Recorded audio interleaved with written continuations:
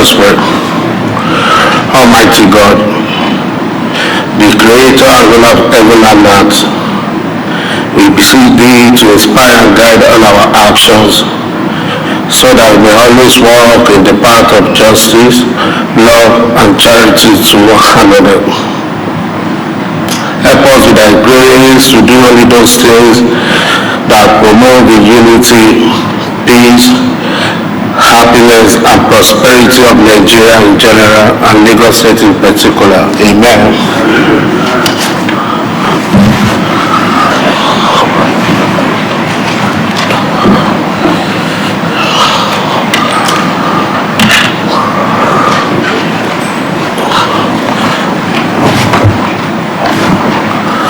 Good afternoon, distinguished colleagues. You are all welcome to today's sitting.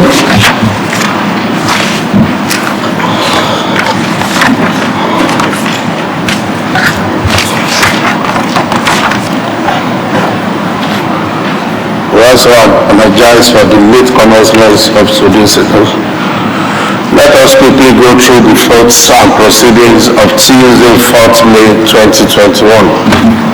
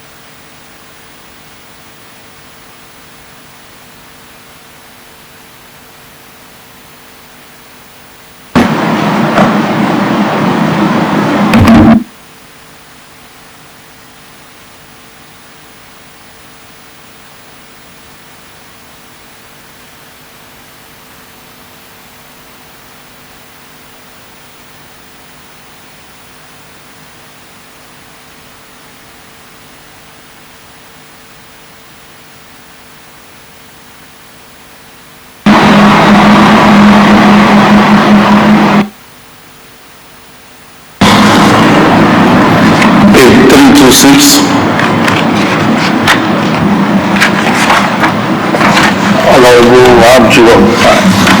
Thank you, Mr. Speaker. Good afternoon, colleagues. I was not absent, and I was absent officially, and I notified the... Mr. Clark, please adjust the mistake.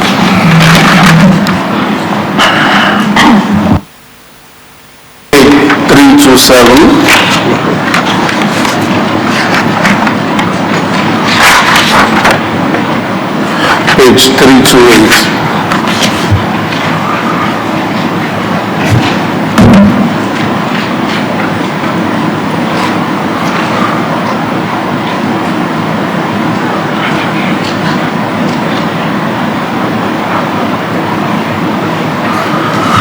Examine the fruits and proceedings of Tuesday, 4th May 2021, and approval is granted.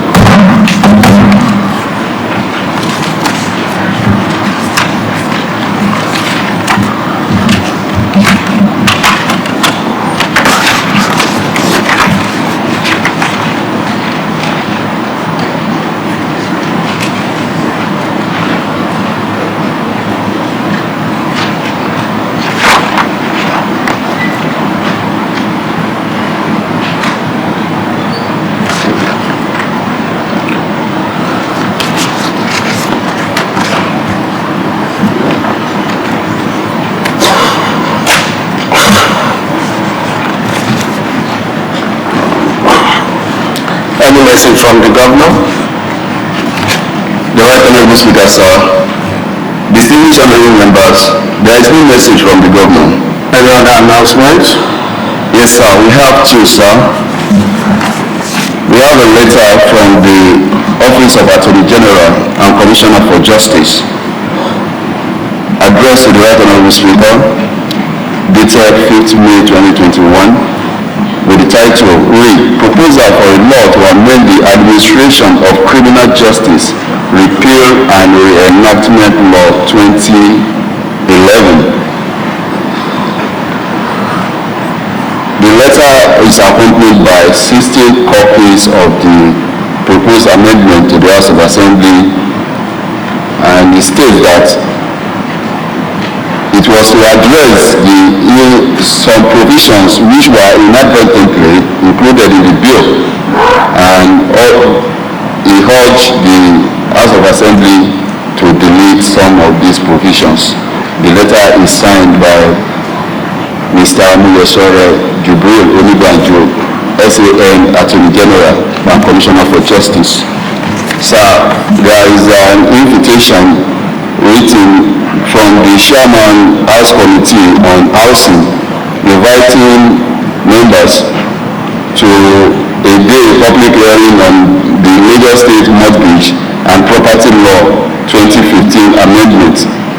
It's taking place on Thursday, 20th May 2021 at the Lagos State House of Assembly Pavilion at 10 a.m. Signed, Honorable Makinde R.L., Chairman, House Committee on Housing.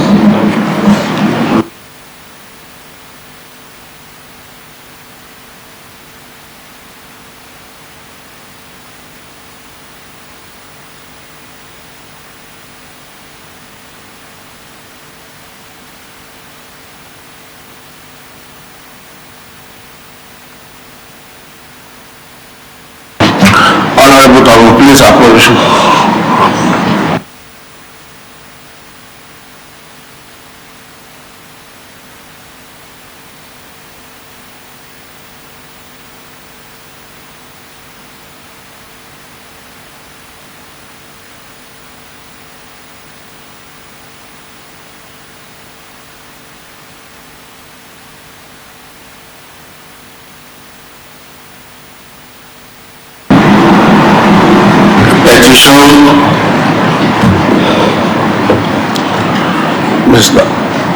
Mr. Clark, petitions. No, sir.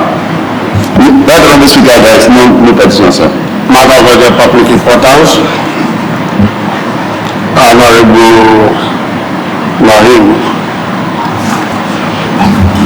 Thank you, Right Honorable Speaker. Distinguished colleagues, I rise this afternoon to raise a matter of public importance on the resolutions of the Southern Governors meeting held on the 11th of May 2021 in Delta State, Asaba. Mr. Speaker, sir, it is important to commend the spirited efforts of the Southern Governors for rising up at this occasion to address the issue of insecurity in the country. Mr. Speaker, it shows that they are alive to their constitutional responsibility. Mr. Speaker, at the meeting, they resolved that the unity and oneness of Nigeria is very, very important. But that unity and oneness should be based on justice, fairness, equity, and peaceful coexistence. Mr. Speaker, sir, if you permit me, I would like to go through part of their resolution at the Southern Governors meeting. Part of what they resolved at was to stop the movement of criminal herdsmen and bandits into Southern state in Nigeria. 2, to ban open grazing in Southern state in Nigeria. 3, to restructure the country, Nigeria. 4, to review the federal appointment into federal agencies, including security agencies, in order to reflect federal character. 5, that Mr. President should address the nation on the rising state of insecurity in the nation. 6, to establish a state police. Mr. Speaker, I like this afternoon to appeal to our colleagues to show our support the Southern Governors, because what they have said, the issue of insecurity is what that is affecting the whole state in Nigeria today. Because if I permit me to quote section 14, section 2B of the Federal Government of Nigeria Constitution, which says, and I quote, that security and welfare of the people shall be the primary purpose of government. Mr. Speaker, sir, at this junction, I want to appeal to our President Muhammadu Buhari, to listen to the Southern Governors and also to, as a matter of urgency, address the nation. Mr. Speaker, that is on one side, sir. On the second part, our Southern Governors that are clamoring for restructuring in the country, that restructuring must start from individual states. The governors must go back and start that restructuring. On May 2020, President Muhammadu Buhari signed into law an order, Executive Order 10, that granted autonomy for the legislature and the judiciary. Up to now, the state governors are yet to implement that autonomy. You can see the judicial workers go on strike because of this autonomy that we are talking about. Mr. Speaker, I want to say that the governors who have to go back and start that restructuring within their states. And also, Mr. Speaker, if you recall, sir, 24th of November 2020, you led when you were the chairman of Conference of Speakers, you led the speakers to President Muhammadu Buhari to sign this executive order, and today it has been signed, but up to now it has not been implemented. Mr. Speaker, sir, I want to say that at this point, permit me to raise my prayer, sir.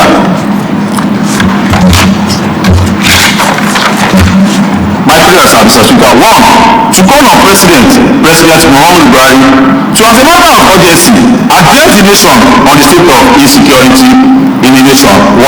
2, to call on the state governors to commence the much clamored restructuring for their individual states by granting autonomy to the judiciary and legislature.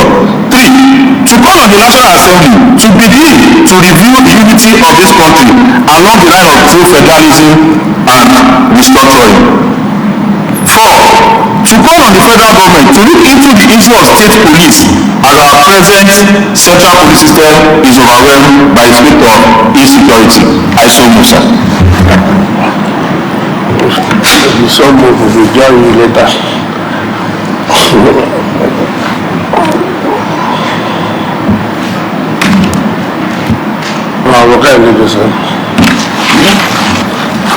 Thank you, the Right Honorable Speaker. I'm here to support the motion being moved by the Deputy Majority Leader in respect of what transpired on May 11th, 2021 at the Delta State. Truly, we are practicing federalism, as been said. The time now is this for the devolution of power, most especially in respect of security challenges that we are facing. Personally, I used to be scared to watch news because when we are watching news, especially Nigerian news, it's more or less you are hearing something that is scary. It's either you hear that S-men have killed 20 people, 100 people, killing our innocent souls like killing fowls. And sir, what I wanted to add to what the Deputy Majority Leader just said is this: the National Assembly needs to act now. When we are talking about state police, devolution of power, it has been said time without number. If the executive refused to bring the amendment to the bills, especially to that law, let's take the security out of the executive list and take it back to the concurrent list. It has been done in many states, in many countries in the world. If they refuse to do it, the National Assembly can do it. It's either they let one of the honorable members bring like the private bills, or they do it within themselves. Enough of these killings. So, as a matter of urgency, and the total support of all the motions being moved by the Deputy Majority Leader, and we want the National Assembly and all the state governments, especially those in the southern state, that here we are in total support of their motion. Thank you, sir.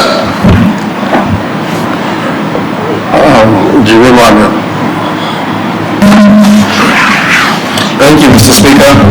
I also want to equally support the motion moved of the matter of public urgent importance raised by the Deputy Majority Leader. Firstly, on the issue of security, sir, you would see that the 5 resolves that have been put together by the South governors all boils down to the issue of security, and they are all interlinked. Firstly, with the issue of the autonomy of the judiciary and the legislative arm. When the Constitution was drafted, it was for the single purpose of fairness and equity, where all the arms of government were meant to be independent of each other in order for them to perform their duties properly. And this is what really reflects a true democracy. Secondly, he has spoken about the reviewing of the federal appointments. When the Constitution was built as well, or when it was enacted into law, it talked about the federal character. And what we are seeing at the top right now is not reflective of what the true intention of the Constitution really was addressed for. With the issue of the cattle grazing and herd farming, these things have been done before, even in the poorest of countries. I'll take Brazil, for example, back then in the Amazon. Brazil back then had the Amazon parts and the hinterlands of the areas, they had cattle grazing, and you found out that cattle, it was the main driver for illegal farming, seizures which violated individual human rights. All this were revealed when people had stepped in and they saw that this is up. You would be surprised to know that between 1988 then and 2014, about 500 kilometers square was converted to a grazing area, and this is 5 times the size of what we existing have, what we call a country called Portugal. This can be done, this can be achieved. If this is done, it's not anything to do with marginalization, anything to do with ethnicity, it's just for the peace and the security of the citizens at large. Lastly, we can't clamor enough for the call for the restructuring and for state police. We have seen it times without number where there is a lot of incapacity for the ability for the federal to be able to handle this. I also want to support the Deputy Majority Leader in all the prayers he has brought forth, sir. Thank you, Mr. Speaker.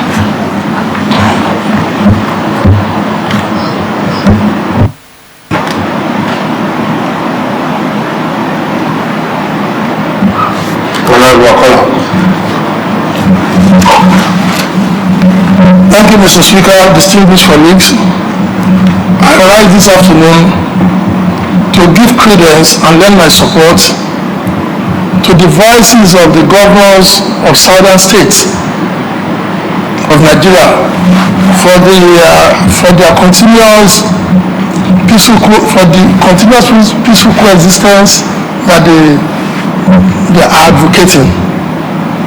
Mr. Speaker, sir, without fear of vacillation or contradiction, I make bold to say that our governors had made a statement, a profound statement for that matter, that open grazing is archaic, unfashionable, and untrendy.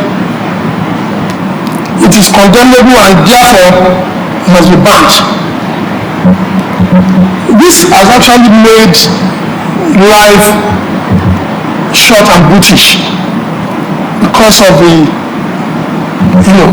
criminality angle of it. In other similar crimes, ranching is what to do. We cannot continue with this. Mr. Speaker, the governors of the southern states of Nigeria have made a statement to commitment to the unity and one indivisible Nigeria on the basis of justice, fairness, and oneness and equity.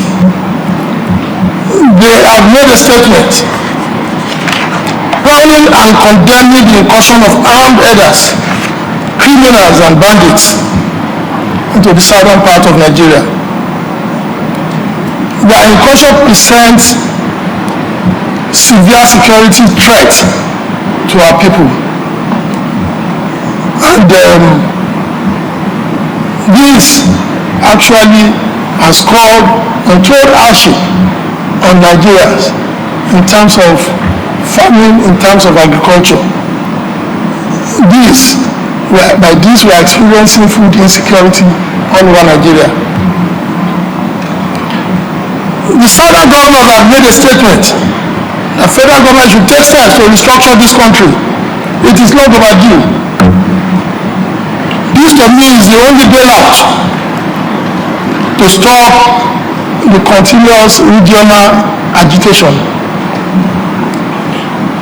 The southern state governors of Nigeria have made a statement that it is apt and timely now to review the revenue allocation formula and to strengthen all other institutions which will advance commitment to true federalism. The southern state governors of Nigeria have spoken against lopsidedness in political appointments in our polity. They have observed the need to reflect federal character in all that we are doing as a state or as a country. On this note, Mr. Speaker, I want to commend the proponent of this motion for bringing this to the fore. It is apt, it is timely, and it is a motion that every discerning Nigeria, every lover of Nigeria, should queue behind. Thank you, sir.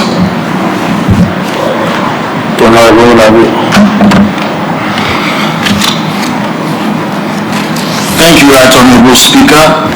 I would also like to lend my voice to the matter of public importance urgent matter of public importance brought up by the Deputy Majority Leader.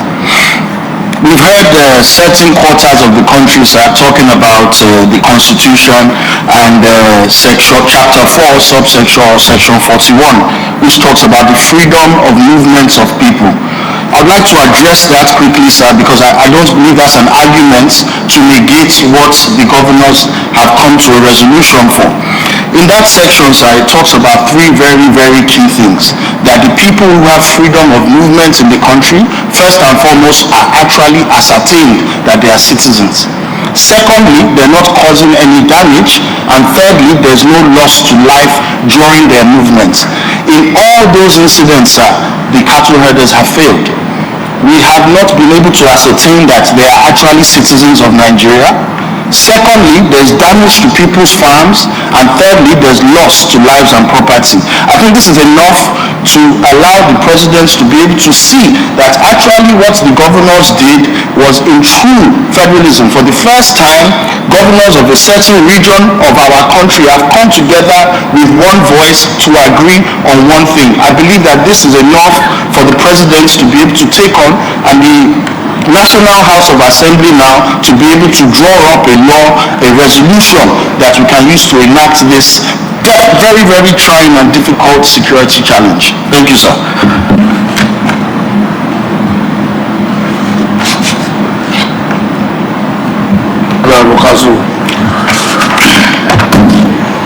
Thank you, Mr. Speaker. Honorable colleagues, I want to use this opportunity to also join the Deputy Majority Leader to commend the Southern governors in the bid to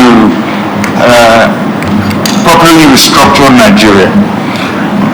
Given this scenario created, it definitely becomes imperative to enforce the bans on open grazing and what have you, and this would definitely bring about development in terms of alternative and modern livestock management systems within our respective states. Sir, Mr. Speaker, honorable colleagues, I believe, however, also strongly that the evolution of state police, which we have always been clamoring for, especially at the Lagos State House of Assembly, is the driving force to our national security in its totality. However, Mr. Speaker, earlier on a speaker, the last speaker or one of the last two speakers mentioned that the issue of security and policing should be moved from the executive list to the concurrent list. I would also like to add at this juncture, Mr. Speaker, that if you fix security and do not fix power, we seem to have not fixed so much at all. Power as well, issues of power generation, electricity generation should be issues to be looked into as well in terms of moving it from the executive list to the concurrent list. So that, however, this can also be decentralized in the various states. Looking back into nostalgia, Asiwaju Bola Ahmed Tinubu, the elected governor of Lagos State, tried it with the Heron project, but he was frustrated with the PDP government at that time. If he had been given the opportunity to complete that project, it would have worked out fine for the benefit of the various states. Our national grid, Mr. Speaker, is getting weak. If decentralized, it would give the states a better opportunity to be more dependent on each other for power generation and electricity. And if you fix power, you fix everything, because electricity will bring about more economic stability for us, and of course security challenges will reduce. So at this instance, Mr. Speaker, I think I would like to also support the motion that has been put forward by our Deputy Majority Leader. Thank you, Mr. Speaker.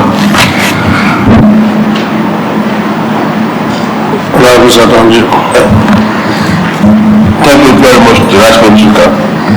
My colleagues, this motion this morning is very apt. It has to do with the survival of this nation. We have been paying lip service to all these issues, but thank God that the governors in the southern part of Nigeria have decided to hold the bull by the horn. The truth is that security, we have been paying lip service to security.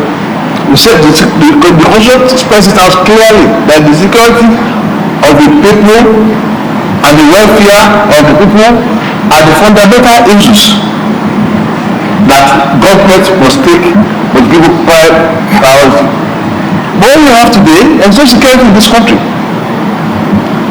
And the situation is so terrible to the extent that to travel from one state to the other, you have to be extremely very careful. And the federal government is not doing anything about it.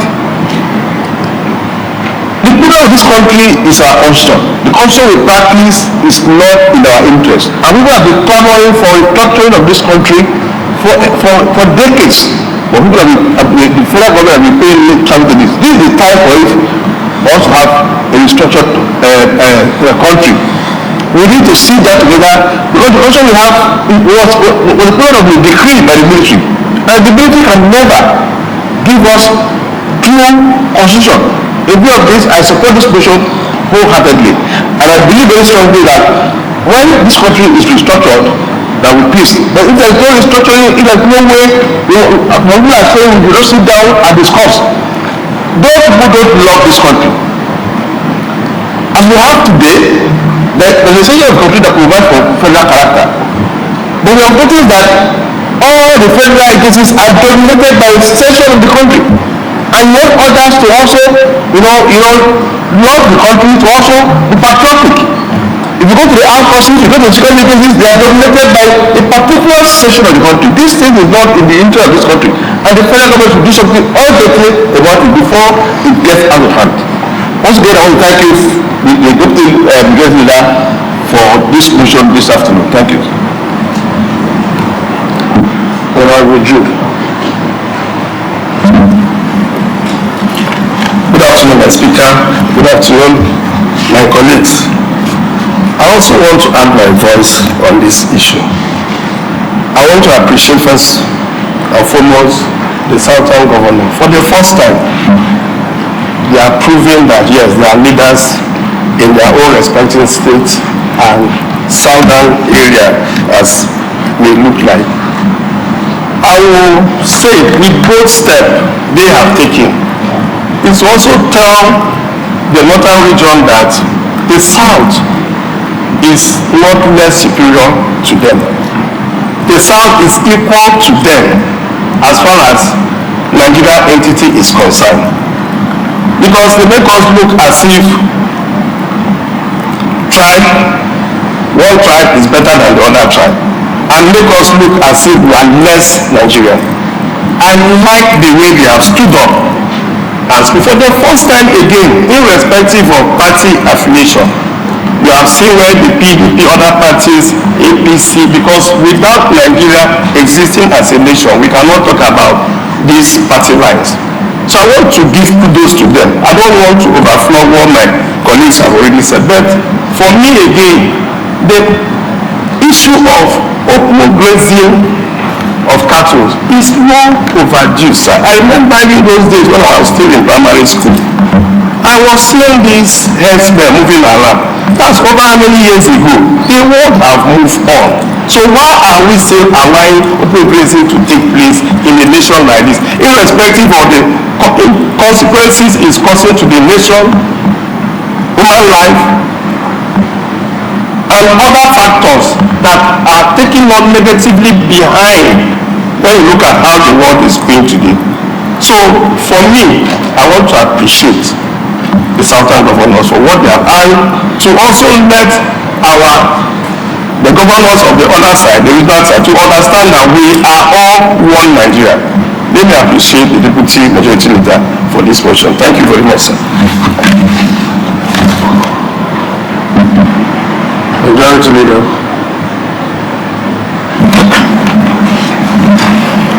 Mr. Speaker, distinguished colleagues, I wish to commend the Deputy Majority Leader for bringing up this matter. The prayers are so clear,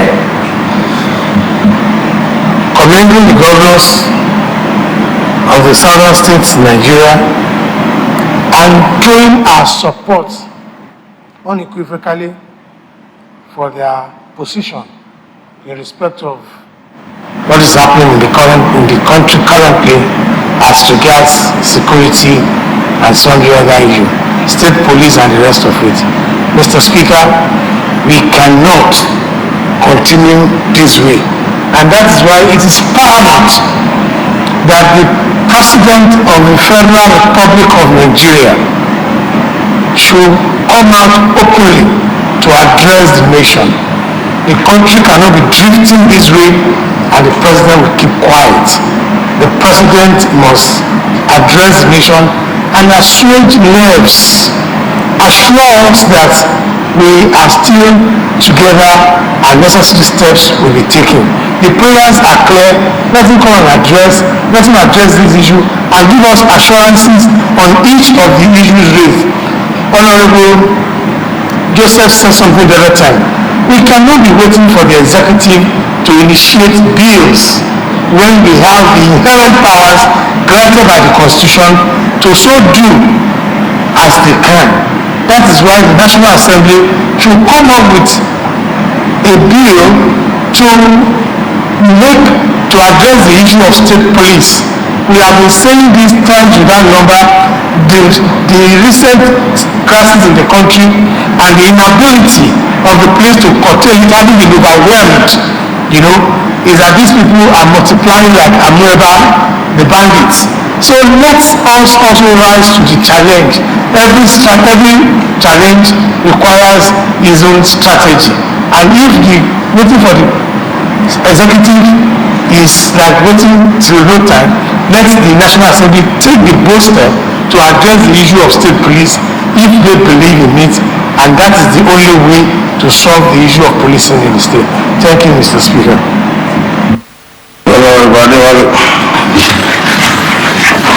Thank you, Right Honorable Speaker, distinguished colleagues.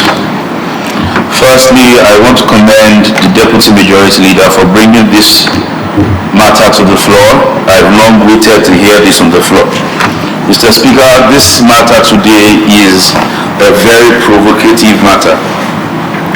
The issue of insecurity in the country has increased rapidly and it has sent a lot of shivers down spines of Nigerians and Lagosians. Mr. Speaker, we've been talking about restructuring Nigeria, but the first question I want to ask is, where is our president? And why hasn't the president addressed the nation on the situation of insecurity in the country? Mr. Speaker, to restructure Nigeria, we must first start with the amendment of the Constitution. This is a topic that we've been talking about and we've been having and clamoring for, that we need to amend the Constitution of the Federal Republic of Nigeria. And still, we are still saying the same thing. Mr. Speaker, while we commend the Southern governors for what they've done, it's a bold step. It has sent a lot of messages across, and I know it will change a lot of things. But while we commend them, we also want to advise them. If we really want to restructure and to have the change in Nigeria as they are clamoring for, they should also start by initializing the autonomy for the legislative houses and the judiciary. As the Yoruba will say, to have a state of the police to be incapacitated at the moment where crisis is increasing every day, where we are having banditry, we are having herdsmen attack, we are having kidnappings and all other sorts in Nigeria. It shows that the security apparatus of the country is overwhelmed with the work. Mr. Speaker, just like you've also said, we've also wanted in the House of Assembly to have security and to have community policing in the state and to have state policing. We can also, like our colleagues have said, we can also have a private sponsored bill where if the executive decide not to sign it, the legislative house has the power to veto it. These are drastic measures that we have to take to make sure we put our country first and to move it forward. Mr. Speaker, if you check even in Lagos today, our security apparatus, 70% of the GPOs in Lagos State and man-our police commands in our respective local governments are from a particular region. They don't have idea of how it works in the state. They don't have idea, they don't have the local knowledge of the local government. Mr. Speaker, if we do not continue to hammer and clamor for state policing, we will continue to wallow in the same insecurity situations we have. Mr. Speaker, some months ago, in my local government, at the railway that leads to your local government as well, Mr. Speaker, we cleared the whole railway of miscreants. Today they are back there. And today they are still causing the same havoc they've been causing ever since. Mr. Speaker, I also want to lend my voice to support the motion and to pray that all the prayers that have been put into this should be accepted and the message be sent to the presidency. Thank you, sir.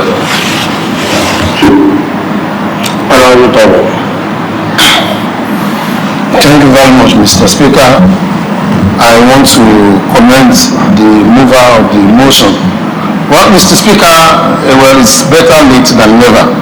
I want to commend the governors too for coming out this time around, at least to fight, at least to make a statement for the people. Well, three issues. Cattle rearing.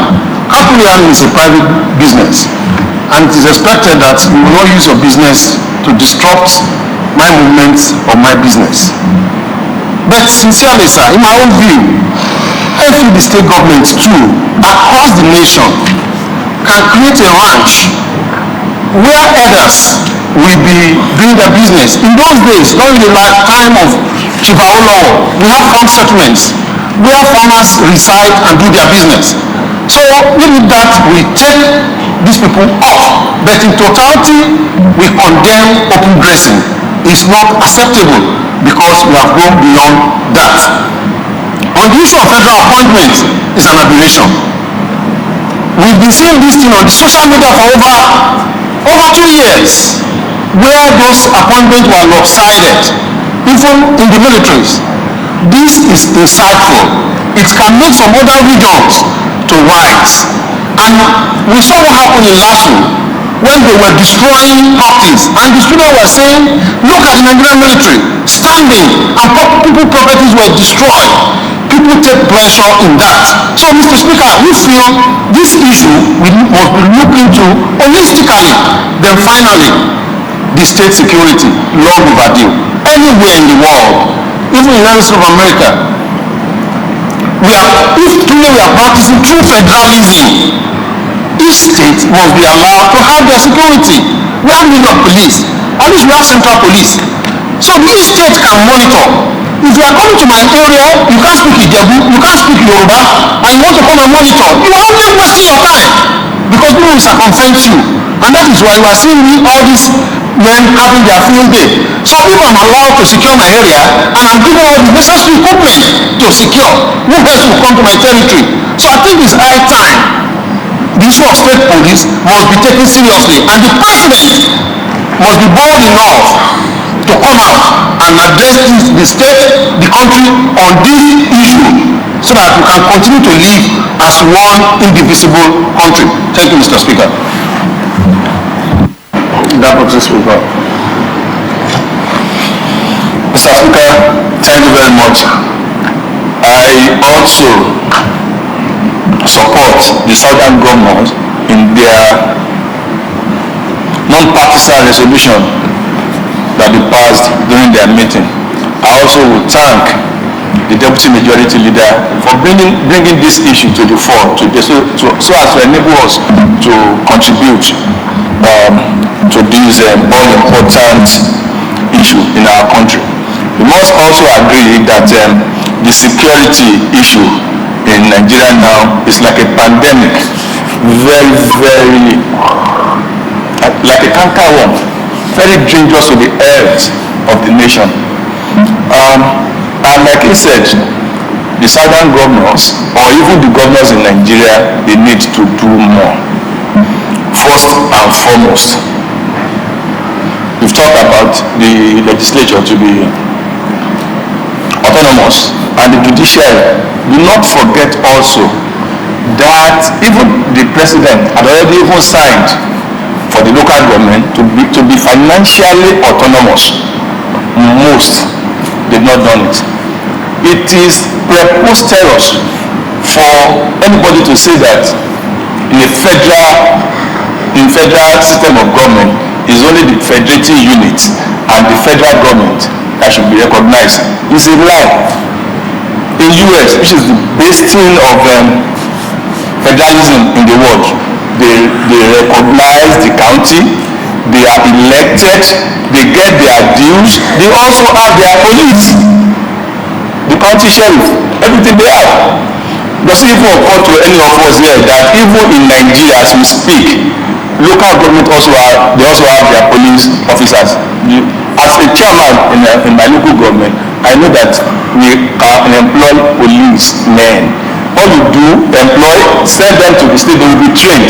They will send them back to you.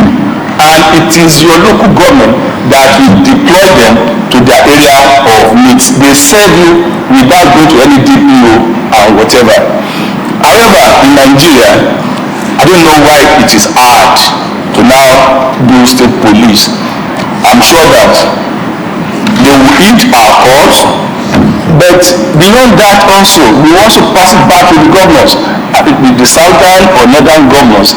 There is need for them to also support the present police by the operational vehicle, arms and ammunition in the short term before we get to where we are going, which is the establishment, as it were, of state police.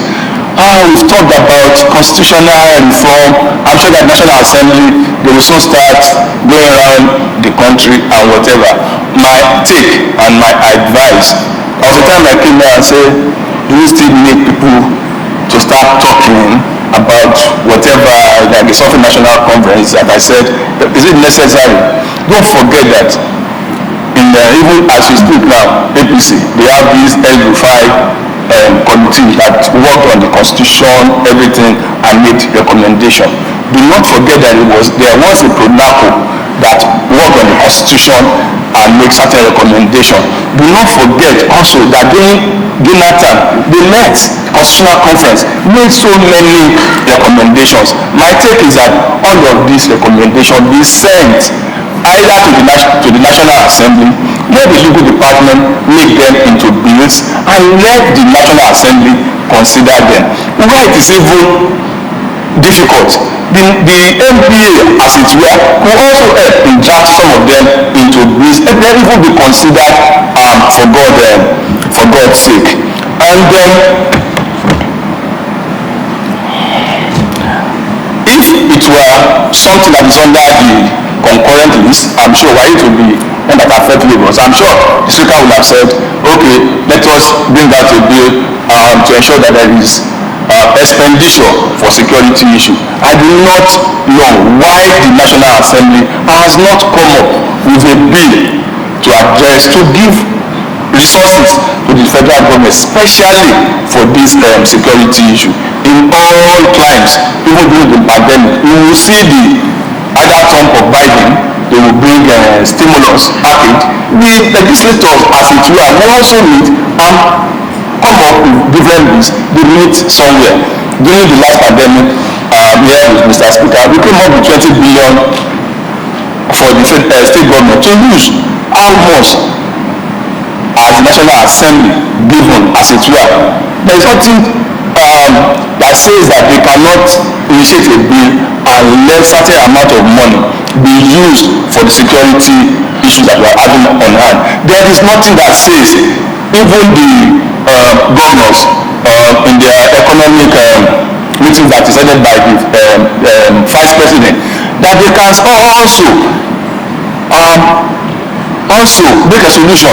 Certain amount of money be spent from excess crude oil or the source of national wealth for security issue in Nigeria. I cannot track you. I think it's not about issue of fraud now, the security matter in the country, because during the service shoes, I think the last set of service shoes, certain amount of money was floated, especially out of the budget, yet no results. So I don't think the problem is all about money. There must be something wrong, or either whether the money allocated was not being monitored adequately. Thank you very much. What you say is true, but when you also look at the papers today, the national dailies today, they are saying that for them to tackle insecurity in Nigeria, they actually need about $2 billion per year. That is to say that whatever is being allocated still falls short of their expectation. And I want to agree, Mr. Speaker, sir, that whatever is even allocated as we speak now is not being monitored or effectively used for the purpose it was allocated for. However, there is also need to shore to show up the expenditure and for it to be monitored for effective service delivery. Thank you, Mr. Speaker.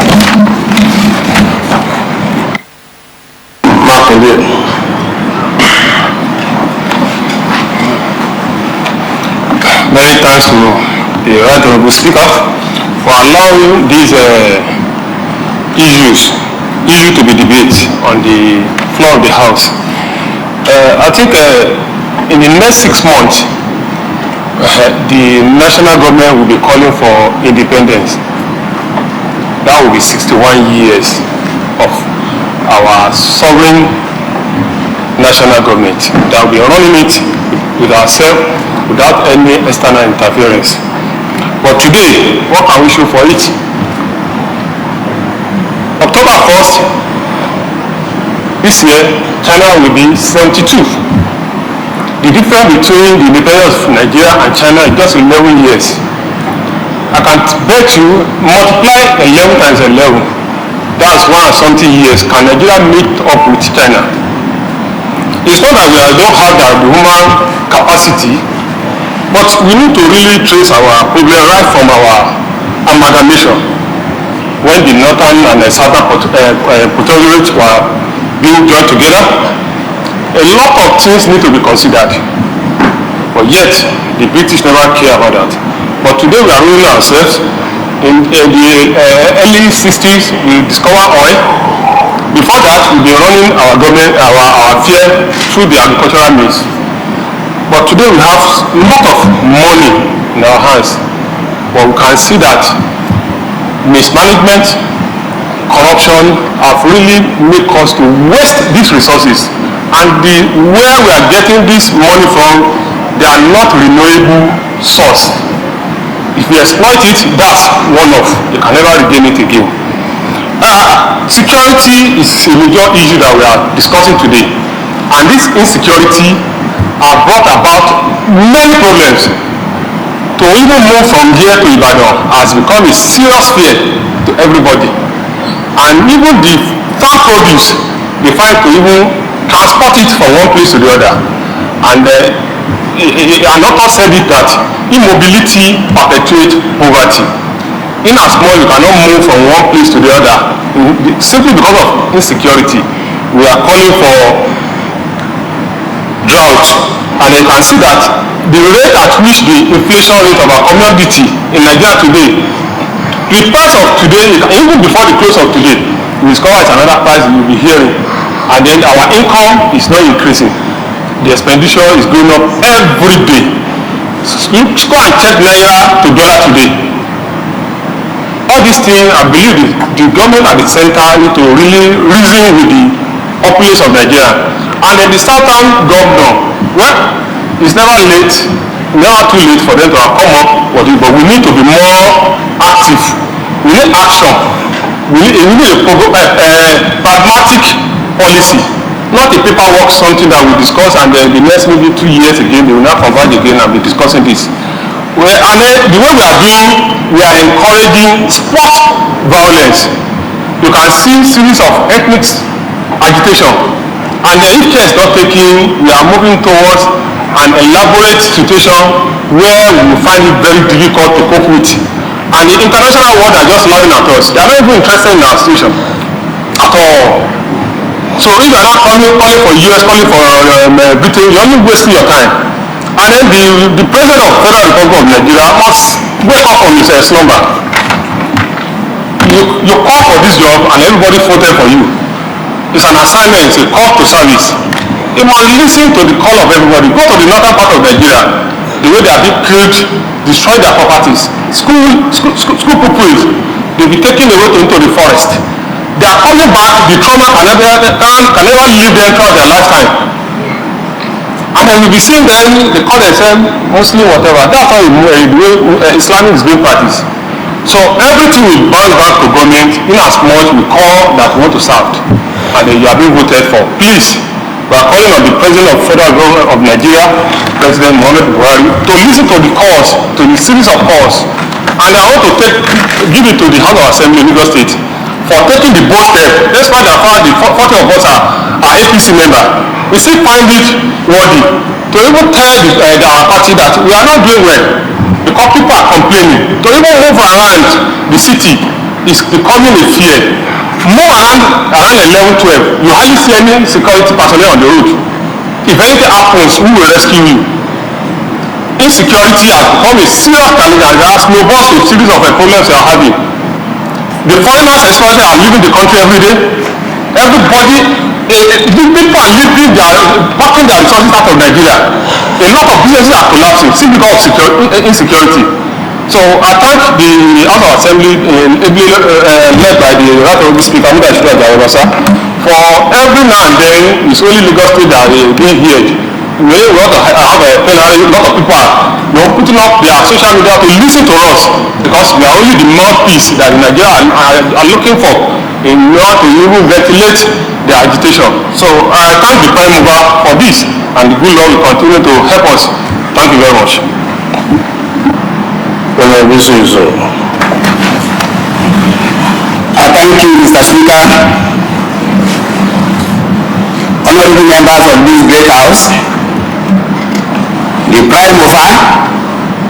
Thank you very much for this highly very important motion. Mr. Speaker, I thank you also for giving us the opportunity to discuss this very important topic extensively. And we are not in hurry because security should be treated at utmost seriousness. Mr. Speaker, three concepts move together. The three concepts are justice, peace, progress. Mr. Speaker, where there is injustice, there can never be peace. Where if there is no peace, there can never be progress. Mr. Speaker, in this country there is a lot of injustice. And as a result of that, because of this injustice that is rearing its head everywhere in the country, that is where you see insecurity being perpetuated by certain section of the country. Mr. Speaker, I'll tell you that the Constitution grants us free movement. Yes, but is there any absolute movement?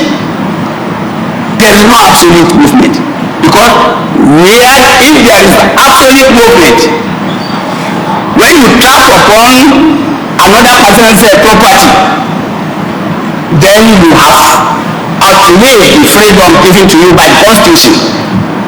Mr. Speaker, if open grazing is allowed and people using this one are carrying gun, sophisticated weapons, and farmers have no weapon to defend themselves, that's an injustice. Mr. Speaker, you can only see physical shooting. That is what we are witnessing. What of stomach insecurity? Today, people are dying seriously because of lack of food in the country, because of insecurity in the country. We must be very careful about this. Mr. Speaker, no country survived two civil wars. We have survived one. I pray that the second one will not come, because it will be so fast and it will be so serious that we will not be able to survive it. As a result of this, Mr. Speaker, I think the Lagos State House of Assembly should be grateful for Mr. President to listen, and for those who surround Mr. President. That is not only Mr. President alone. Those who surround him should gear him up for what is happening in the country today. Because if it eventually explodes, it will consume everybody. And that is why we are crying, that is why we are shouting, that is why we are talking at the top of our throats. So that Mr. President will be able to wake up. Mr. Speaker, as for the state police, we have talked about this severally. several times. It is at the your current decimal. I think the word, if the federal government refuses to grant this, the states in the federation could take one on their own. Let's start something. We have also rights to defend ourselves.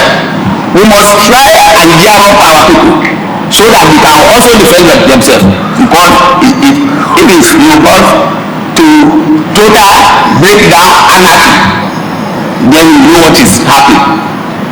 Mr. Speaker, thank you again for giving us this opportunity to put our voice to what is happening in the country. Thank you.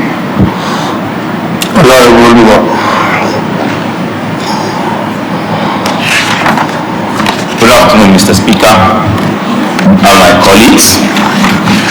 This is a very, very important issue, and I stand firmly behind the Sandal governors on the demand they made of Mr. President. I want to liken their action to the popular Yoruba words that say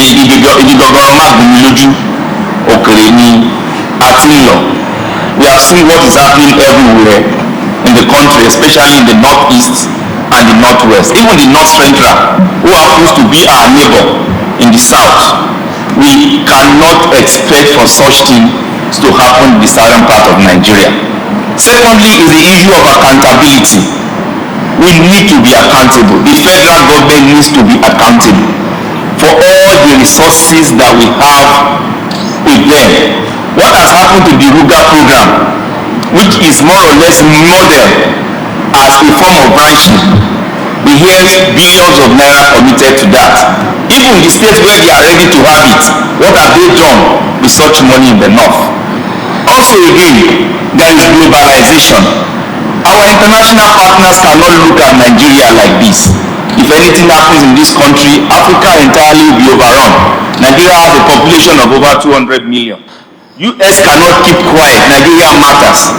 Britain cannot keep quiet, Nigeria matters.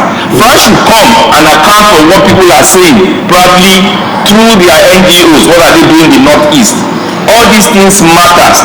We have to come to a round table to help this country. We cannot look at Nigeria the way it is going by our international partners. Mr. Speaker, this is very important. I thank you for allowing us the time to discuss this issue of security. Security matters, and we should take it as a serious business. Thank you very much, Mr. Speaker.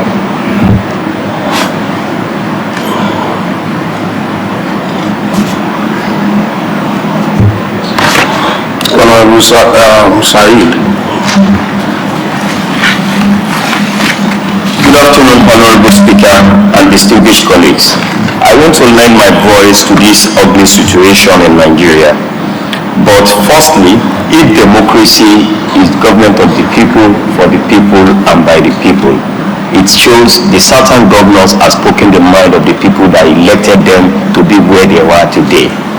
And if the people has really actually given them the mandate to be what they are, it shows they have shown their positions and they are showing the position of their people. And the president should in one way or another see this clarion call as the vanquisher of falsehood and eliminator of falsehood of darkness. It shows that Nigeria has a problem. We've been discussing security issue for so long. What is the problem with our constitution? It shows that the constitution of the Federal Republic of Nigeria is dysfunctional. It shows that when you have a constitution that gives some heightened as exclusive list and some on concurrent list, like these epileptic supplies that we are witnessing in Nigeria with the amount of natural resources we are endowed with, we ought not to be where we are. If the electricity problem in Nigeria is solved, and it's solved the way it ought to be solved, the rate of unemployment will definitely come down. Look at the Lagos State House of Assembly the way we have this morning. It's being run on generator. If I go back home, everything is on generator. Private sectors is on generator. This is adding to the cost of production in Nigeria, and this is forcing investors to leave Nigeria. Last week, it was reported that the Nigeria stock market lost colossal sum of money to capital their investments to other countries. It shows some countries are benefiting from the mismanagement that we found ourselves. The government should do what they ought to do to put Nigeria in the proper perspective. The Lagos State House of Assembly is made up of 40 APC members, and the government at the center is an APC government, and we are saying this is the position. This is where we ought to be. The government should see reasons why Nigeria should move. There's no country in the world, according to what the last speaker has said, that can accommodate Nigeria the way Nigeria will accommodate its citizens.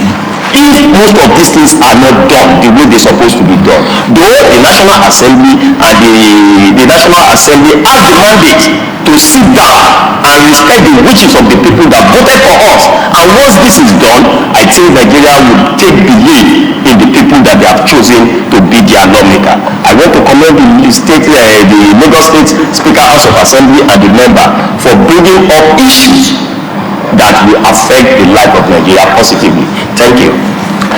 Well, I want to thank all of you for the contributions. I think we have all said it all. The most important aspect of the motion is to commend our governors, the Southern governors, for their boldness and courage, and for displaying good quality of leadership, as rightly been put by the Honorable Saida. They are representing people of the South, and they've been able to pass the message to Mr. President that this is what the people of the southern part of the country asked for, and I commend them, and I think this is the first time I'll be seeing something of this nature where our governors all join us together to make demands on behalf of the people. And then look at those items under the communique, I think, which you have talked about, the state police issue, which we have been discussing, from time immemorial, if I'm right. We've been active for state police even before these sudden developments where killing has become order of the day. Every day when you open newspaper, you put on the television, radio, it's all about killing from the north to south, south to west. But we have to stop this, and the first leg that we believe we should take is to decentralize system of policing. So to have more personnel, more equipment, to gather more information, to support the central police. It is still in the interest of the country, and asking for restructuring is a good one. Is to silence the agitation from all regions. If there's a restructuring, I think the agitation all around the country would definitely, now it used to be IPOP and Biafra, but now we have seen Odua Nation, and so many like that. We continually, God knows what will happen. But having restructuring without this tension, and I think Mr. President should do something. And I think we should also direct this to National Assembly, as been said, that fine, we have seen at every assembly since 1999, there has always been constitutional conference, this constitutional this. So it's like it's not making sense anymore. People are getting tired of it. What about the one we have done in the past? What is the outcome? Now we are asking for another one. So what are we going to achieve? I do not say like said by some, we don't have to wait for the constitutional conference before we do amendments to the. Somebody talked about transportation. We cannot even link Ogun State and Lagos State cannot carry out great projects that link both states together. That is ridiculous. And today I was reading from the social media this message that almost 70% of facts is being generated from the South, and the sharing formula, the South is receiving lesser. So these are things that can cause agitation, and if we really want to sustain the country the way it is, we must remove all obstacles for coexistence in this country. We must try as much as possible to do what is necessary. What I see is like deliberate action, for refusing to do what is right. So that is just the issue. When we see something that is right, let us have state police. It's going to be at the cost of each state, not the central government. let's have ability to create rail transportation between states. A region, part of the country can come together and develop a fast freight that can travel all around the region within 1 hour. That shouldn't disturb the federal government. That shouldn't be a body to the federal government. And in appointments, we have to be just. It's one country and everything must be done in such manner. So I once again commend our governors, and I think this should not be the end of it. They should be bold enough to take the next step after they communicate. They have to seek audience with the Mr. President and assert their position once again. And such should be passed to National Assembly, to the Senate, and to the House of Reps, so that they have the constitutional rights to begin this thing. So they should not wait till the President sends a bill or other. So we call on the National Assembly. I think we should also join that as part of your prayer, that they should also take up the request of our governors from the southern part, and I must commend also members of the National Assembly who have joined and also supported this position of the government, because we heard about some of them that they are also in support of this community. We should put together, we commend them as well, those members of the National Assembly who have also supported this. So I think that is the two other things I would like to. You can let us have your position on this matter. Your prayers. Thank you, Right Honorable Speaker, sir. The most experienced lawmaker in Africa, sir. As admitted by you, sir. Thank you, sir.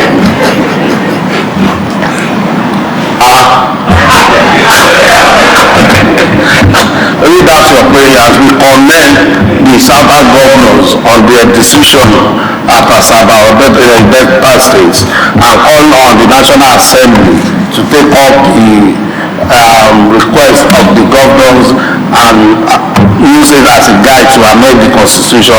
Also call on Mr. President also to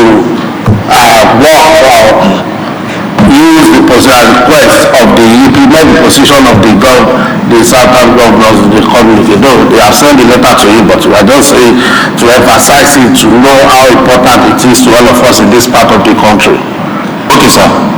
Number one, sir, to commend the Southern governors for their resolutions at the meeting held on the 11th of May 2021 in Delta State, Asaba. Two, to call on the President Muhammadu Buhari, to, as a matter of urgency, address the nation on the state of insecurity in the nation.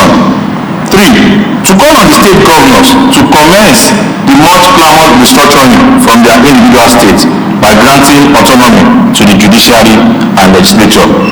Four, to call on the National Assembly to begin to review the unity of this country along the line of true federalism and restructuring. Five, to call on the federal government to look into the issue of state police, as our present central police system is overwhelmed by the state of insecurity, sir. I so move, sir. Honorable Councilman. Thank you, Mr. Speaker. I read the second motion as well. All in favor say aye. Those against the ayes have it. Mr. Clerk, kindly direct our result to the appropriate quarters.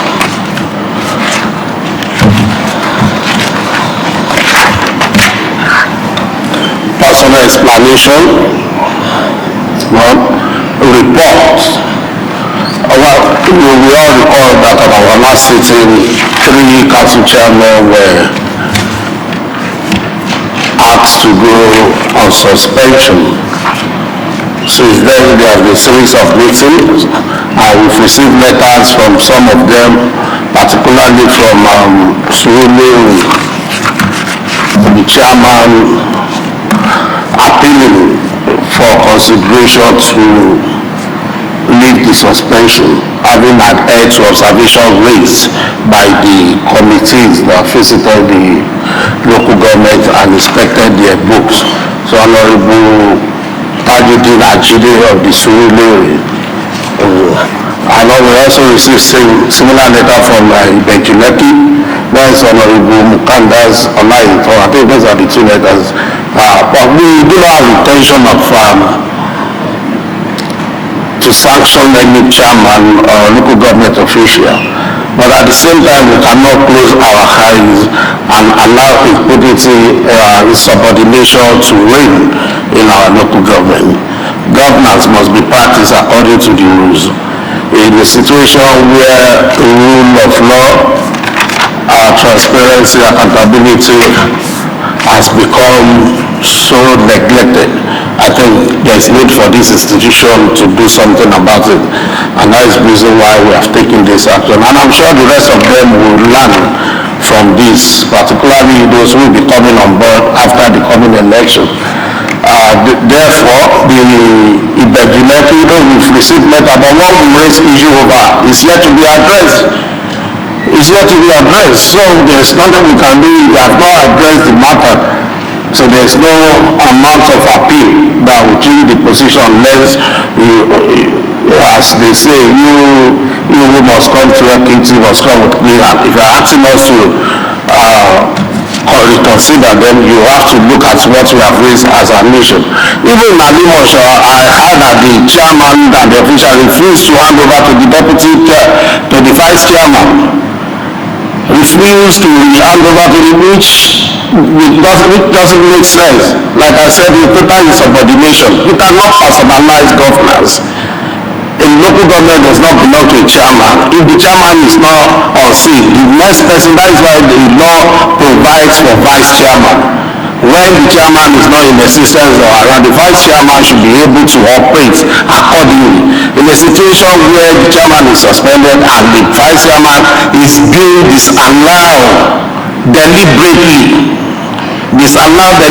to perform, I think it's not acceptable. And it shows that there is no regard for the position of this house. And that's the way I'm saying it. Honorable, I don't know which honorable member is going to say, honorable, can you say, oh, this is which one is covering RE-ENACT local government? This is so. Do you have anything to say in that respect?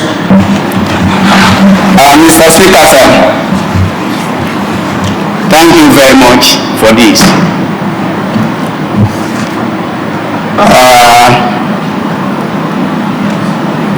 It's a very difficult situation. It's a very what? Very difficult. Because you know me for my bluntness. You know me for my honesty. You know me for my truthfulness.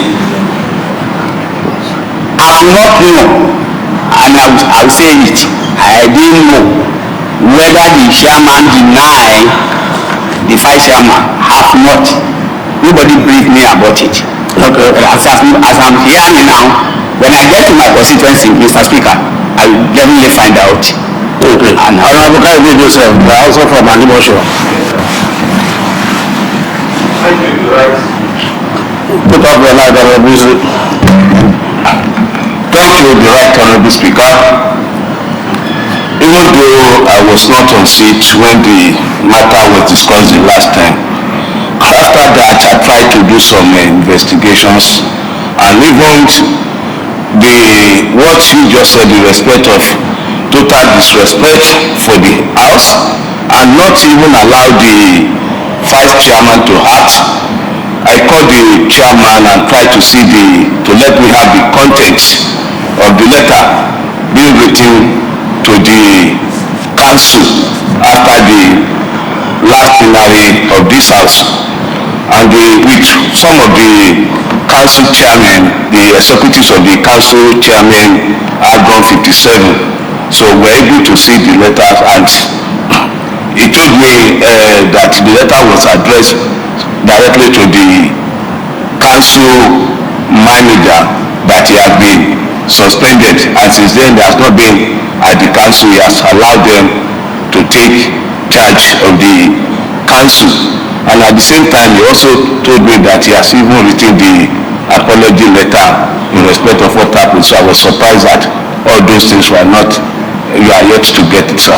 So as my senior colleague just said, we try and see what happened and feedback. Thank you, sir, for giving us the opportunity to discuss.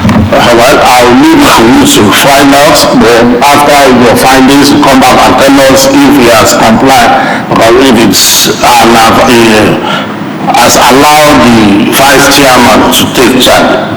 the council is not about the council chairman. And I think that is the major problem that we're having in our local government. It's about discretionary ruling and kind of one-man show at the local government, and this we must condemn. So we'll leave that acting as it is. So on this note,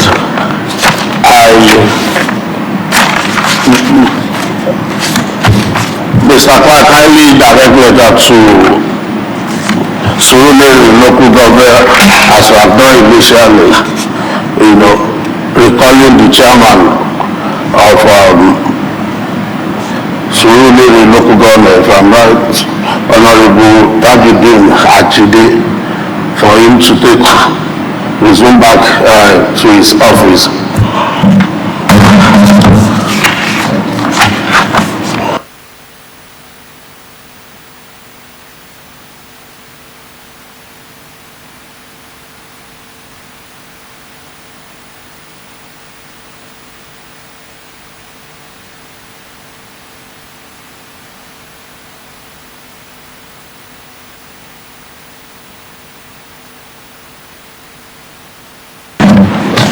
So while we expect the rest of the chairmen to comply with the directive of the House, our business of the day, Majority Leader.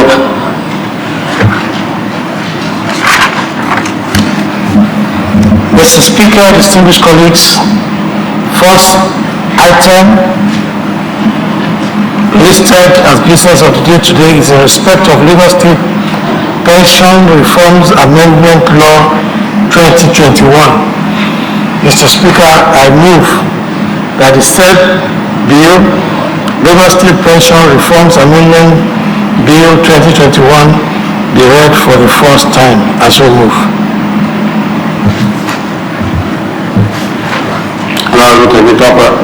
Thank you, Mr. Speaker. I raise the second motion as moved. All in favor say aye.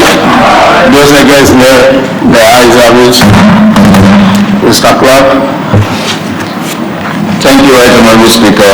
Distinguished honorable members, it gives me great pleasure and privilege to read for the first time the Lagos State Pension Reform Amendment Law 2021.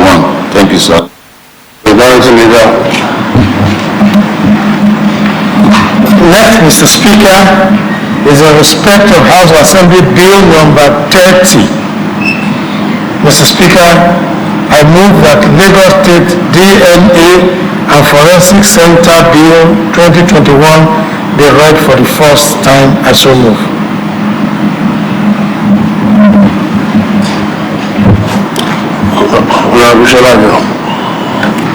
Good afternoon, Mr. Speaker and my colleagues.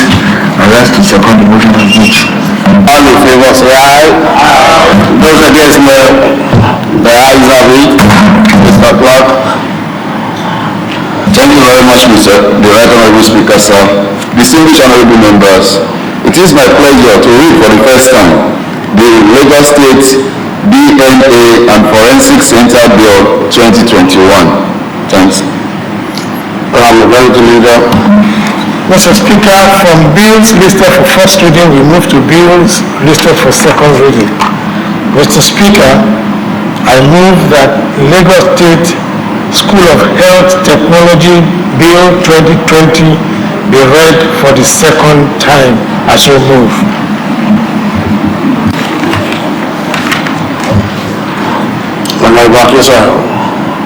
Right Honorable Speaker, honorable colleague, I rise to second the motion as moved. All in favor say aye. Aye. Those against the ayes have it.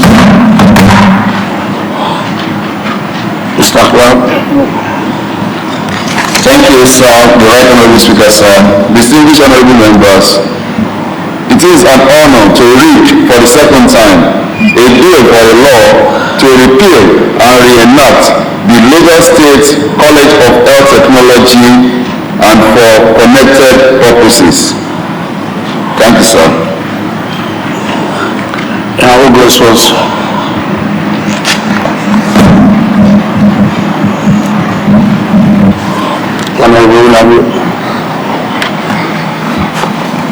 Thank you, Right Honorable Speaker. distinguished colleagues, the Lagos State College of Health Technology Bill is a very apt one, sir. It looks at a wide range of things regarding education in tertiary institutions relating specifically to health technology. If we quickly go, sir, to section 3B, sir, of the bill, we see that it talks about recognizing certificates and international acclaim for students. Section 3F talks about development of communities, of educational, academic communities. And being somebody who comes from academia myself, sir, I know how important it is for people of the academic world to gather together and talk about incidents and institutions within that same relation.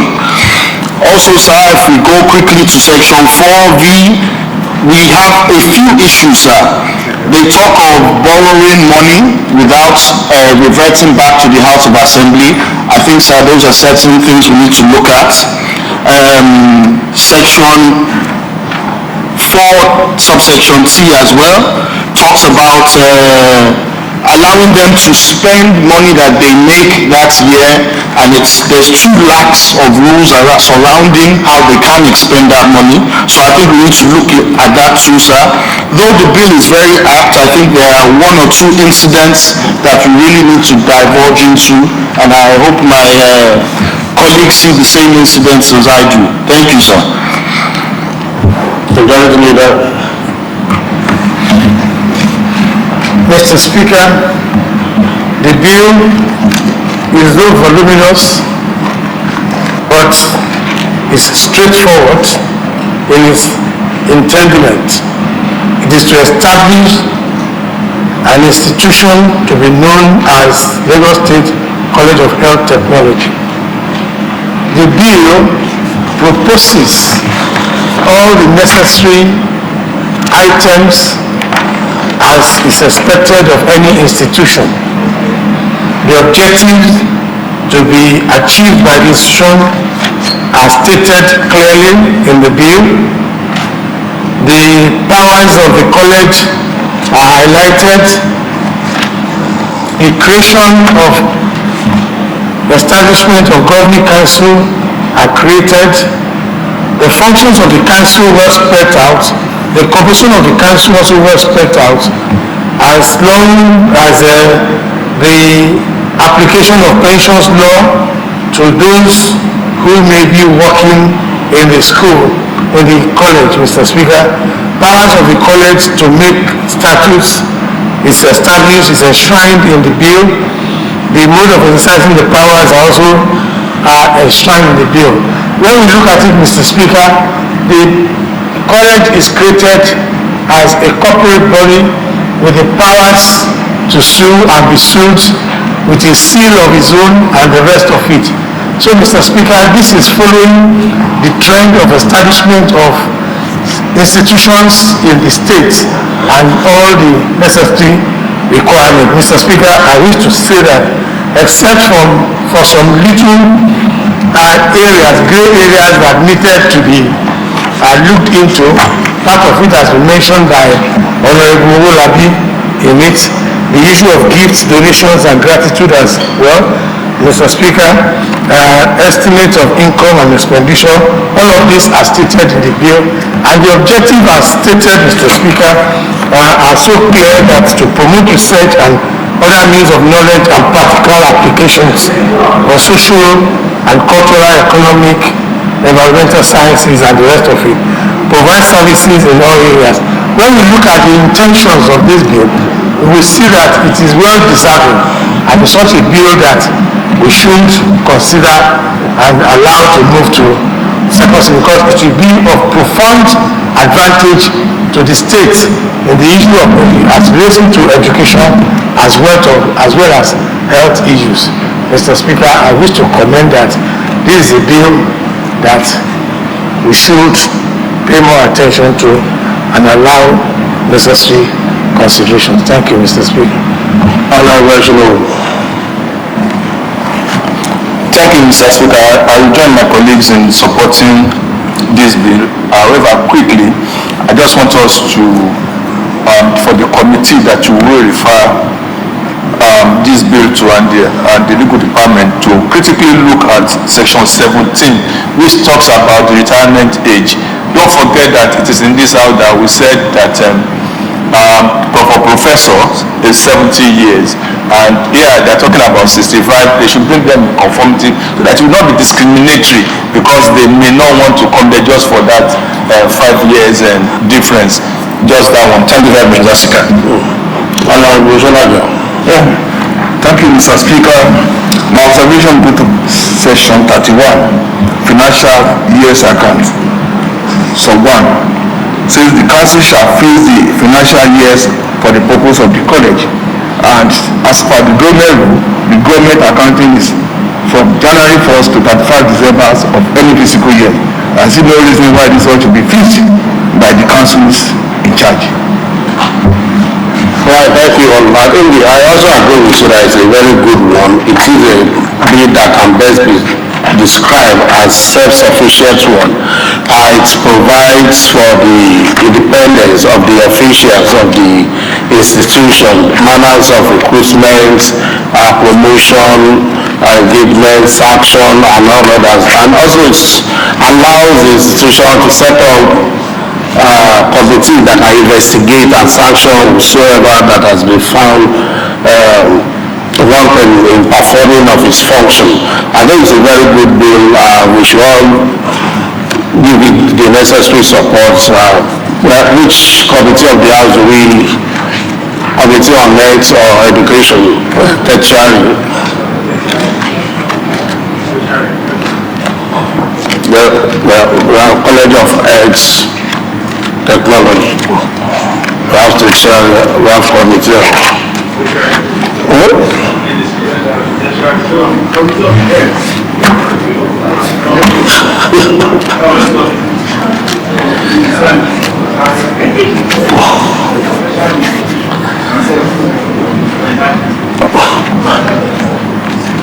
Well, it's more of education. I think it has nothing to do with it. If you go through, it's about creating an institutions with different departments, appointments, and recruitment of officials, and also, so it's more of tertiary than, and besides, the head chairman was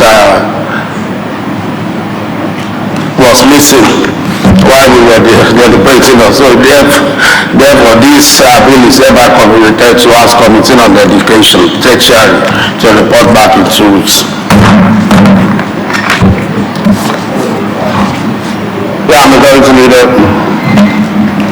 Mr. Speaker, distinguished colleagues, next and final of the order paper for today is in respect of House Assembly Bill number 25. I move that the Lagos State Employment Trust Fund Amendment Bill 2021 be read for the second time. I so move.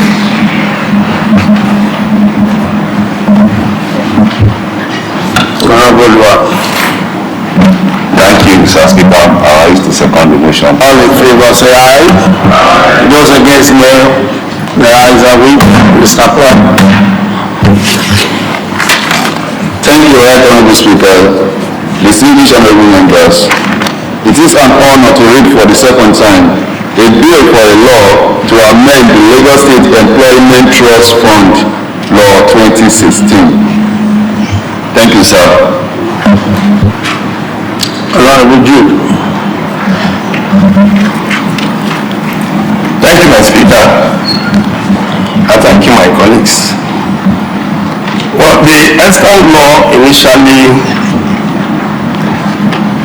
that was passed in 2016 was made up of about 30 sections, and these 30 sections now is going to be amended. About 10 of it out of the 30 is going to be amended, and the situation is that the amendment is going to be apt to give the bill the necessary support and to allow the agency, Lagos State Trust Fund, to partake and execute their functions as expected.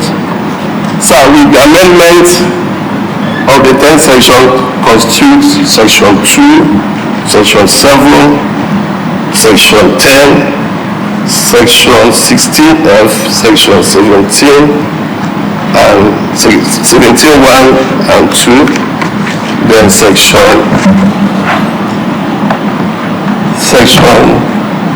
18(2) and Section 19.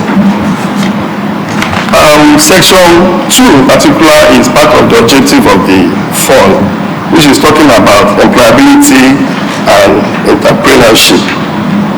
It was an addition when you consider when the bill was initially initiated that talked about just the fund only, but now it's giving opportunity to create the fund more to accept the setup of employability and entrepreneurship. And when you look at Section 7, Section 7 is just saying the number of the tenure of the board of trustees. Before now, the extant law was not too specific, even though it was saying 4 years.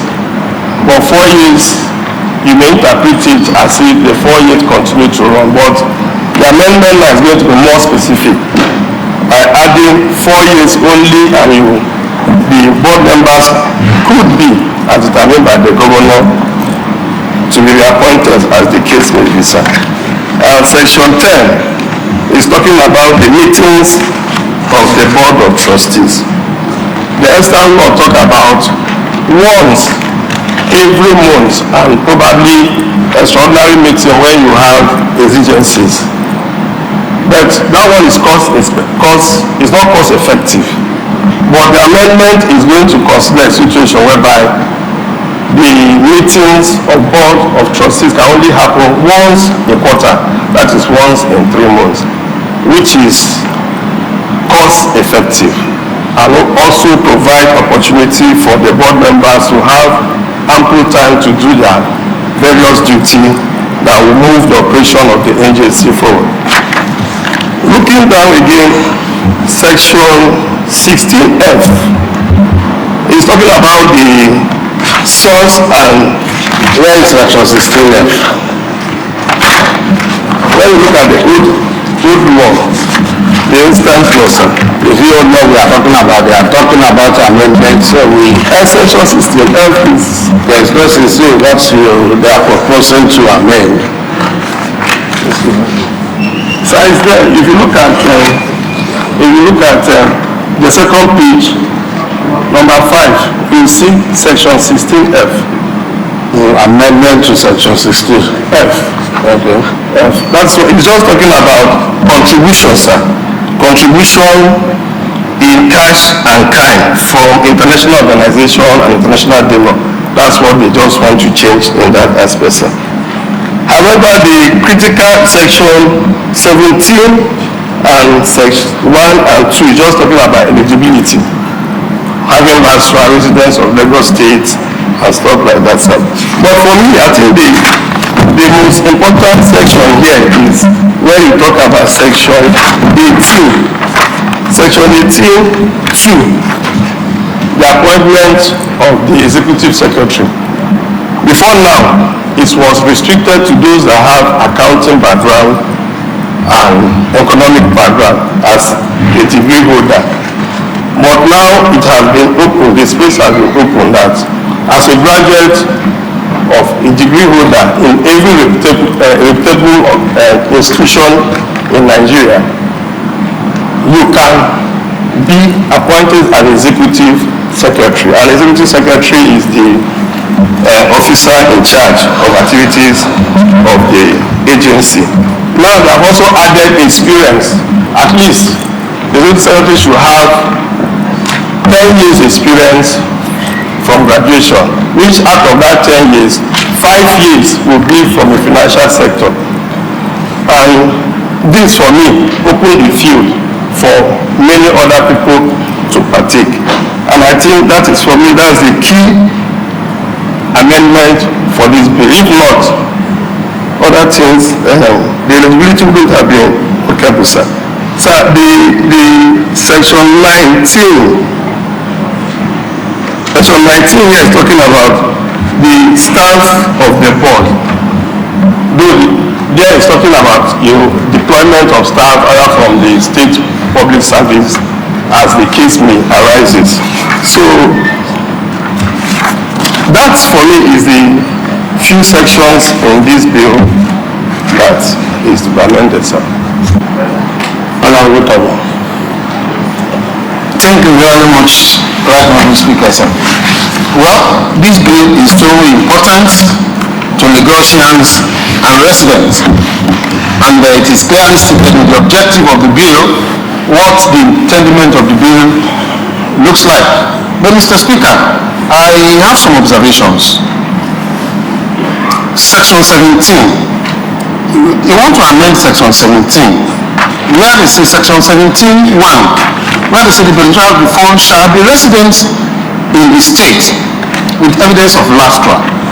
In my own opinion, sir, since this morning is meant to serve Lagosians and residents, I'm of the opinion that if it is not more than 20 or 30%, because what we experienced last time was that most people benefited from this fund were, and with due respect, were Igbos. So with due respect, let residents, let indigents, if no more than 10% or 30% or 20% as their own places, they are mad. So that those people who majorly pay taxes and who are indigents have the benefit of that fund before we throw it to the larger house, that is the residents. So I want us to see where we can do that. Secondly, sir, amendment sections 18B, the executive secretary.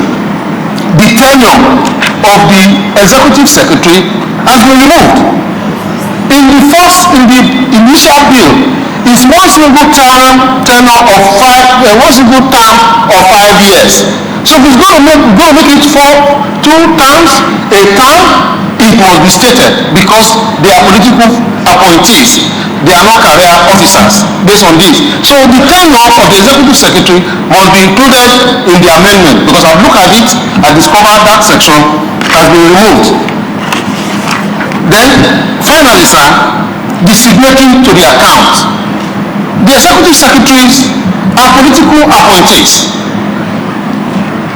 The board members were political appointees, and international donors and other people will be bringing in money into the Lagos State government coffers to share into the people.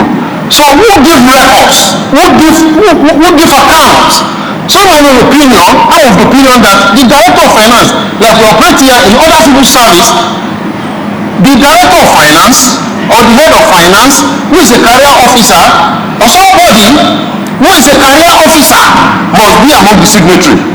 So that if you put a director of finance or account who has a career, and we can make the other person either board member or executive secretary, that will give security to the fund. Thank you very much, sir.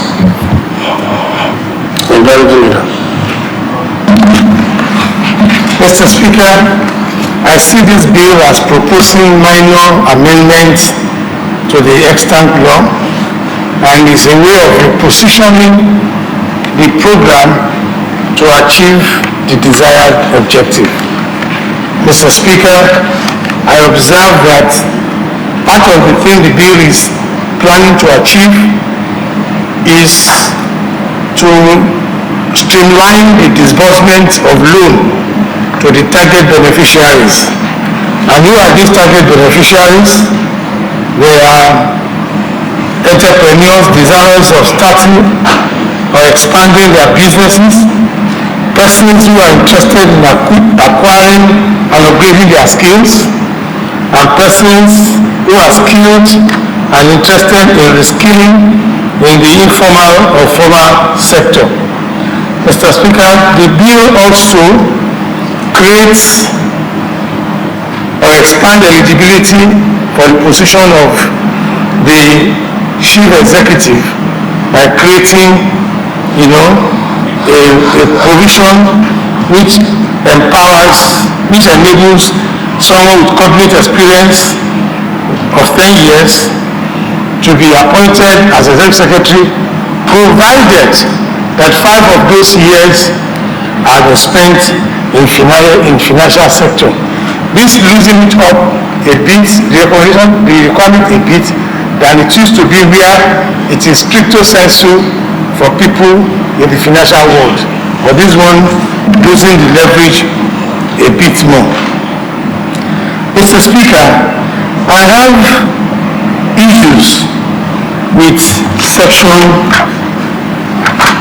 issues with section 19 of the bill, as I'm yet to understand what it's trying to do. Mr. Speaker, in section 19, amendment to section 19, proposes that the board may request the deployment either by transfer or secondment of such number of employees from the state public service, and may be required to assist the board in the discharge of its function.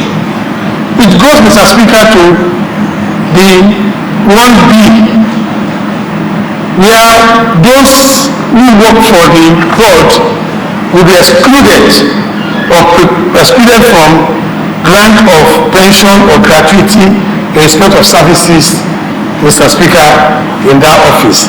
If you second someone from a place where the person is entitled to pension, you bring the person not by his own volition to serve the state in a capacity, and where the capacity is serving now precludes the person from enjoying the benefit. I do not think this is fair enough, and we have to look at that. Mr. Speaker, I'm referring to the amendment proposed in respect of section 19. Except for this, Mr. Speaker, I say that the minor amendment proposed for the extant law will further make the extant law more functional and useful for the purpose it is intended. Mr. Speaker, thank you very much.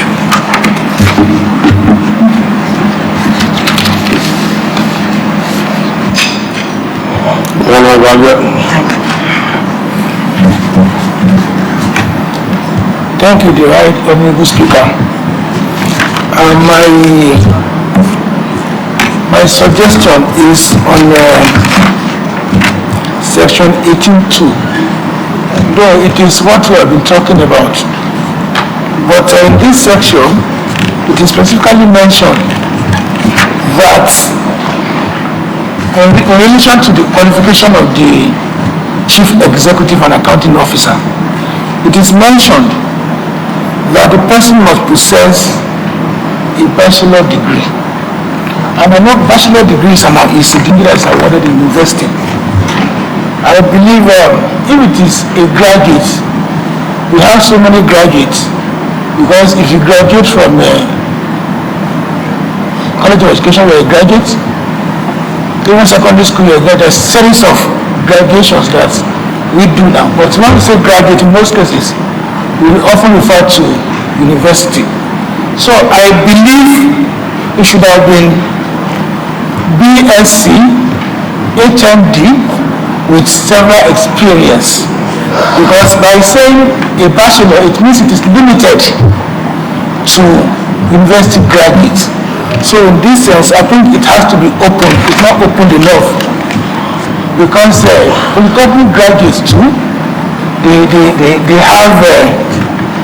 are learned in accounting, technologies, and the rest of them like that. That is my own suggestion. Thank you, sir. Yeah, thank you very much. I'm not really sure about the amendment being proposed in this bill, because nothing has changed when compared to what we have in existence already, save for turning the board to part-time board and meeting the number of period that the board will meet, which necessarily not to be stated in the law. There could be emergency where they need to call meeting for the board to come together. Now, the issue of beneficiaries, donors, I think we have the provision for donors already in the existing law. We have donors, we have everything. the beneficiary is still the way we stated it, that LSHA, there must be LSHA, beneficiary employment, and also the trainee, and also that is section 6 proposed amendments. Entrepreneurial desirous of starting, expanding, person who are interested in acquiring skills, all these we have in the existing bill. Now the major concern has to do with this executive secretary. Why open the field as said by the chairman of the committee? Why are you opening the field? This is all about economic and finance, and we have the profession in the law. So why do you want to change it to create opportunity for somebody that is not an accountant or economist? So this is just more fun. It's not a big route that you think you want to bring somebody. So what we should do is to leave it the way we have couched it in the law, in the main law, where you allow those who have experience in that field to continue to operate with experience. What will it change? Well, we now decide to go and bring a lawyer, or we go and bring an engineer, to go and be a pharmacist, because he has master degree in finance and work in the bank.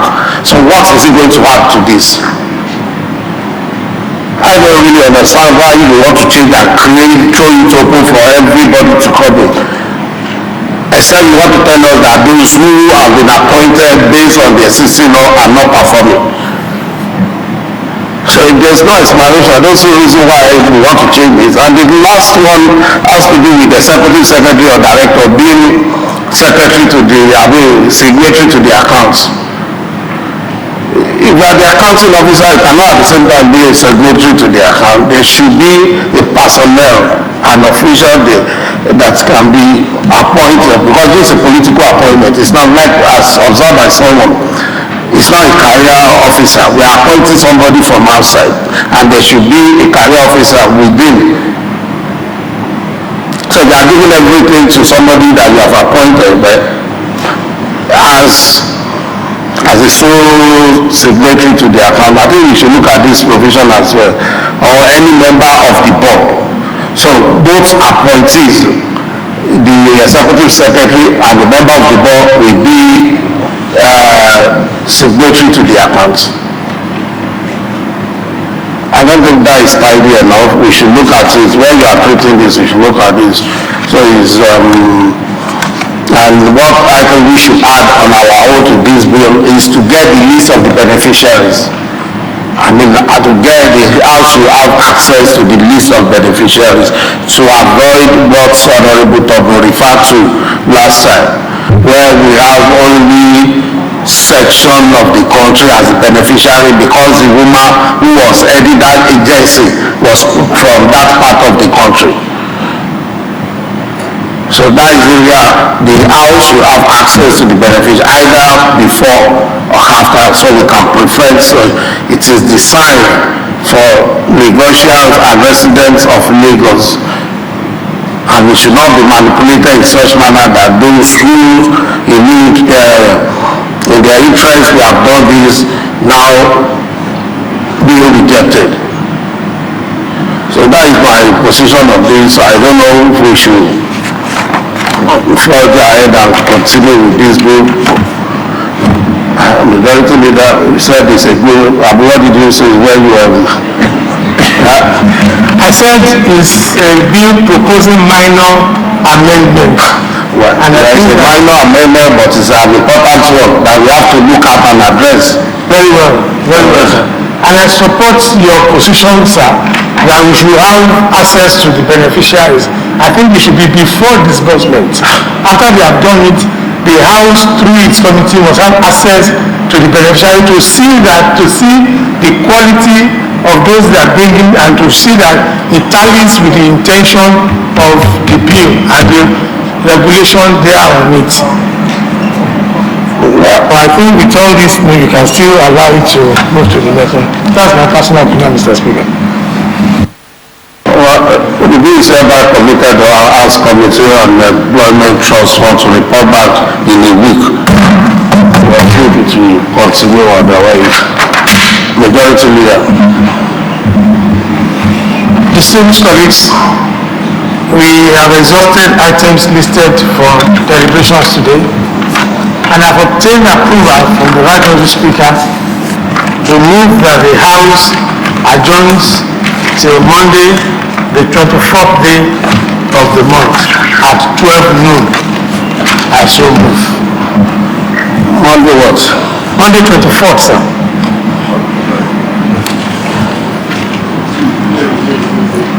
May 24th at 12 noon.